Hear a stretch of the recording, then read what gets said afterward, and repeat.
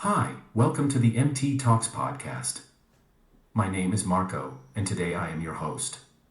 In the MT blog, Josh wrote about 4 habits that made him a better developer, and that was really nice, but today I'm going to talk about 4 habits to avoid as a developer. Let's get started. 1. Not taking enough breaks. So the first one, I'm sure many or all of you are guilty of. I've had periods of time where I've sat down at 6 a.m. and maybe only got up for lunch around 1 and then gone until 6 or 7 at night, and this was common. Almost every day. I've done much more ridiculous things when I was on a short deadline. I think we all had those rare occasions when we need something done the next day, but that is not really what I'm talking about. I'm talking about your everyday habits.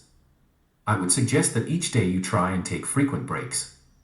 I can't say a specific plan for everyone cause everyone's different, but in a general sense, I would say around every hour, get up and stretch your legs, walk around, get a coffee, and get something to eat.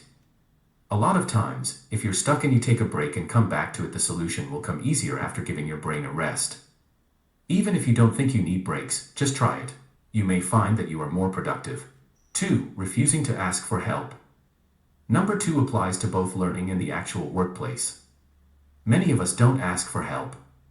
It could be for a number of reasons, but I think a big one is pride and the fear of looking like you don't know what you're doing. Many of us have imposter syndrome. We don't feel qualified for our positions, even doing courses and tutorials. In reality, it's wasting a lot of time and delaying your development. Other real developers are just as much of a resource as a video or book. I would say even better. They can directly answer your question and help you really understand it. If you don't want to ask for help because you want the experience of finding the answer on your own, that's fine, but give yourself a time limit.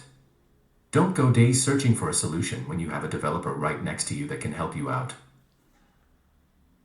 3. Dirty code. You need to write your code in a way that it's visually clean, efficient, and secure. I would definitely suggest always using the dry principle, which is don't repeat yourself. If you see common blocks of code, create some kind of class or function to consolidate that functionality rather than just repeating it. It makes it much cleaner, and it's easier for others to work with. You also want to pay attention to performance. Do things like compress images and minify JavaScript and CSS. You can use a task runner to do this automatically, or if it's a small project, you can do it manually. Also, don't make unnecessary API calls. Structure your full stack app in a way that you can make as few requests as possible and still get the functionality you need. Also, testing. This is one I'm a huge guilty of. I don't do enough testing. As much as I know things like unit testing help build a more robust app and save you on potential issues, I just hate it. It's probably one of my worst habits and something I need to work on to be a better developer. 4. Not taking constructive criticism.